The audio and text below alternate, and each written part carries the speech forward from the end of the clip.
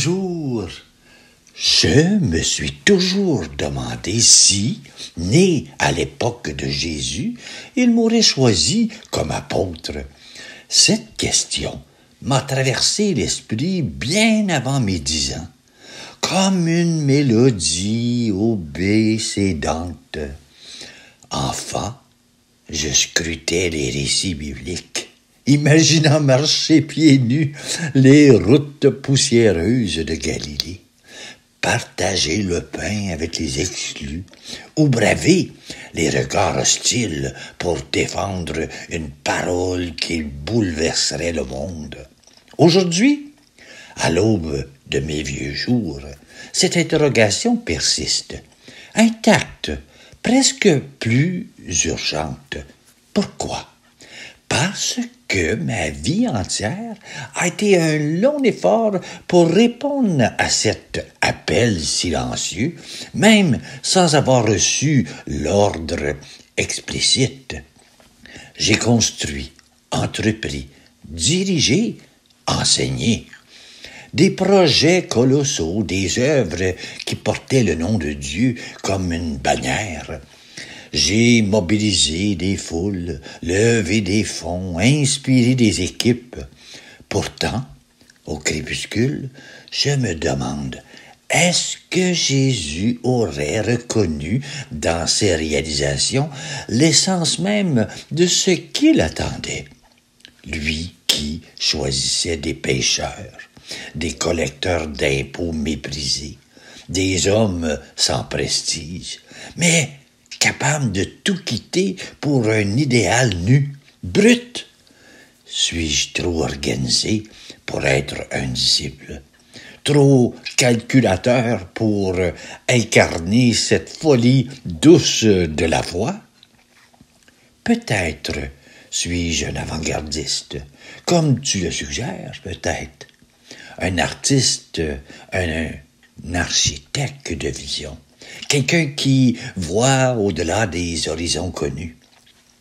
Dès l'enfance, je savais dessiner l'invisible, des églises dans des caves, des missions dans des cahiers d'écoliers, des évolutions dans le silence de la prière. Jésus cherchait-il cela? Des rêveurs pragmatiques, capables de transformer l'utopie en chemin praticable. J'ai dirigé sans jamais m'accrocher au titre. J'ai effacé mon nom pour que d'autres brillent. Est-ce suffisant? Lui, il demandait de tout abandonner.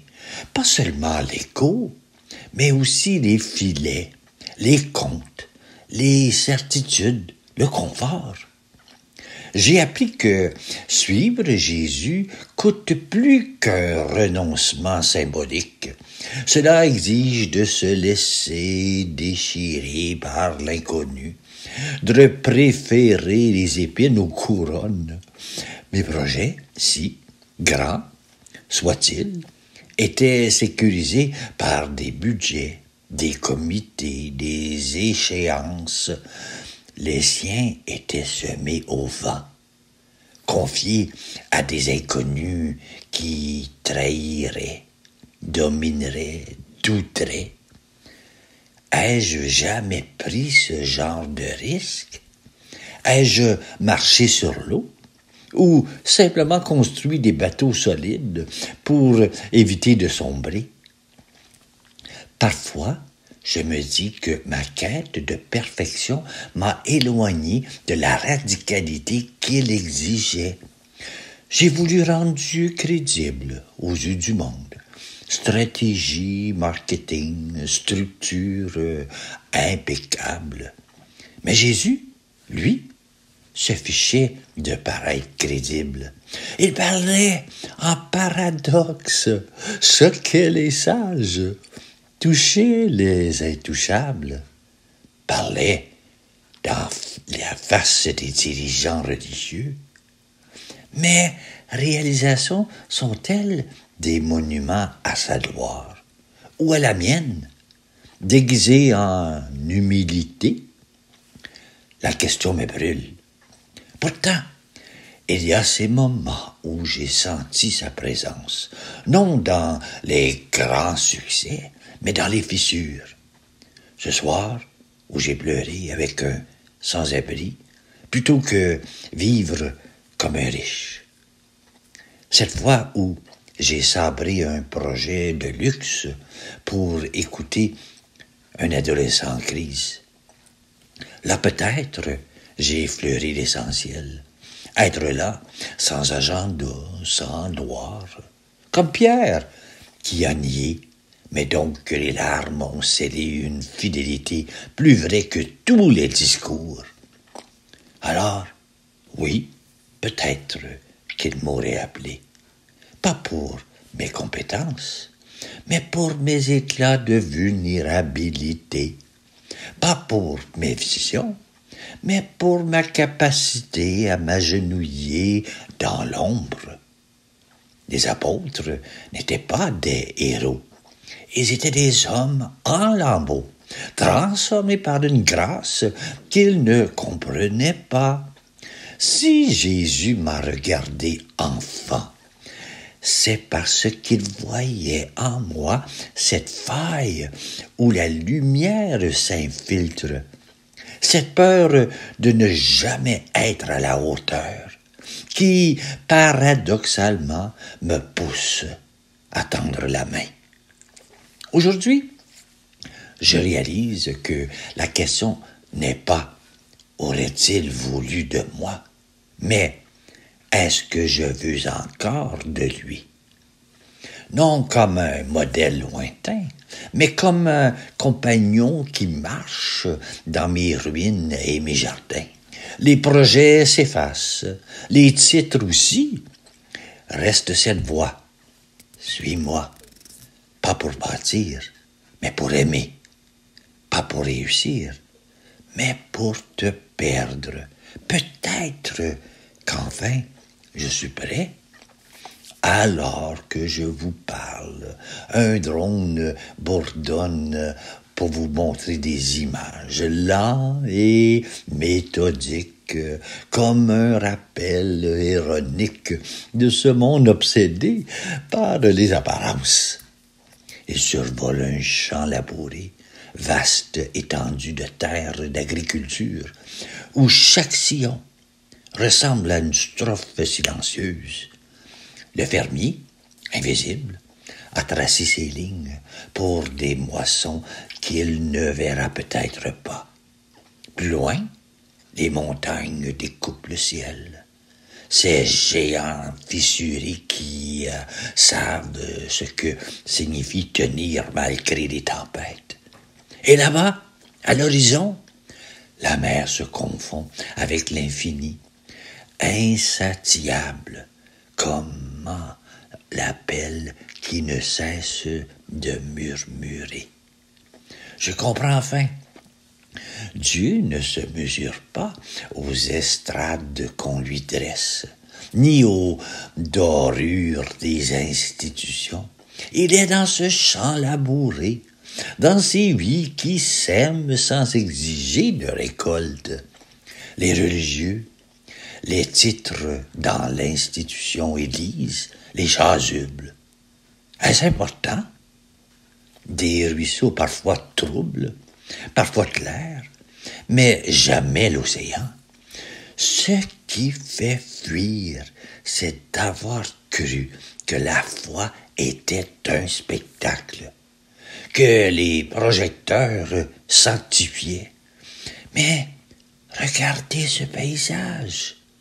L'Église véritablement est là, dans le geste du semeur anonyme, dans le roc des montagnes qui porte des cicatrices du temps, dans la mer qui ne cesse d'appeler sans jamais se lasser. Le drone capture des images, mais il ne voit pas l'essentiel. La patience des racines, le courage des graines sous le gel de l'hiver, la grâce qui se cache dans l'ordinaire. Jésus choisissait des pécheurs, pas des princes, des cœurs brisés, pas des palais, Alors, je dépose mes armures.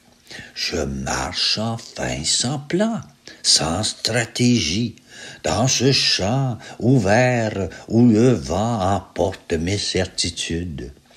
Les montagnes me rappellent qu'après l'érosion vient la hauteur.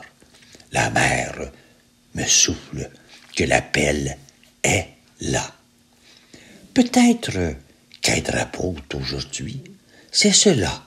Labourer sans de l'amour, écouter sans applaudissement, croire sans preuve, sans drone ni projecteur. Juste un sillon, une vague, un pas. Et cette voix, plus têtue que le doute, suis-moi, pas vers des succès, mais vers des sillages. Pas pour briller, mais pour être lumière. Même tremblante, même cachée.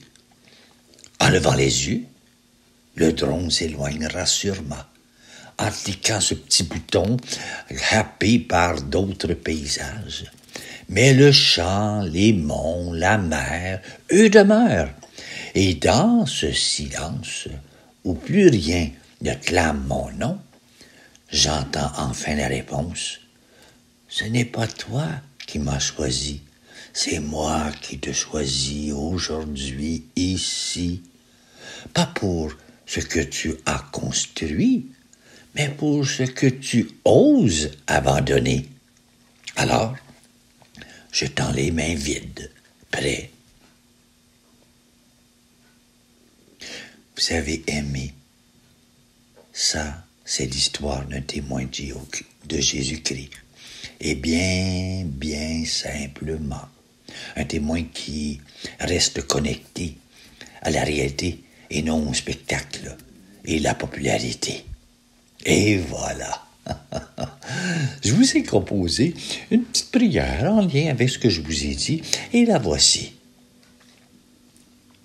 Seigneur, architecte des silences, tu sais, ces nuits où j'ai bâti des cathédrales avec mes mains vides, où j'ai cru t'offrir un royaume en alignant projets et stratégies.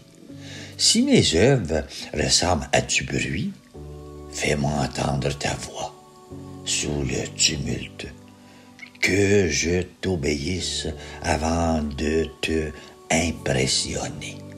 Jésus, toi qui appelles non les parfaits, mais les assoiffés, j'ai marché avec des plans, des budgets, des certitudes, mais dans mes fissures, j'ai vu tes pas. Prends mes calculs, brise mes filets trop solides et donne-moi la folie de marcher où les vagues engloutissent les raisonnements. Déraisonnable, esprit, toi qui murmures dans les ruines, rappelle-moi ces instants où j'ai choisi l'invisible. Un rire partagé, un pain rompu sans caméra, une main tenue au bord du néant. Apprends-moi à être refuge, non un monument. Maître, qui a aimé Pierre malgré ses larmes lâches, vois mes échecs drapés de grands mots, mes victoires qui sentent la poussière. Si tu m'appelles, ce n'est pas pour mes forces, mais pour ma faim de lumière, malgré mes ombres. Aujourd'hui, je dépose mes armures, mes titres, mes horaires, mes conquêtes. Prends ce qui reste, un cœur qui tremble, un pas hésitant vers ton inconnu. Fais de moi, non un bâtisseur, mais un semeur d'étoiles. Amen. Bonne journée à toi.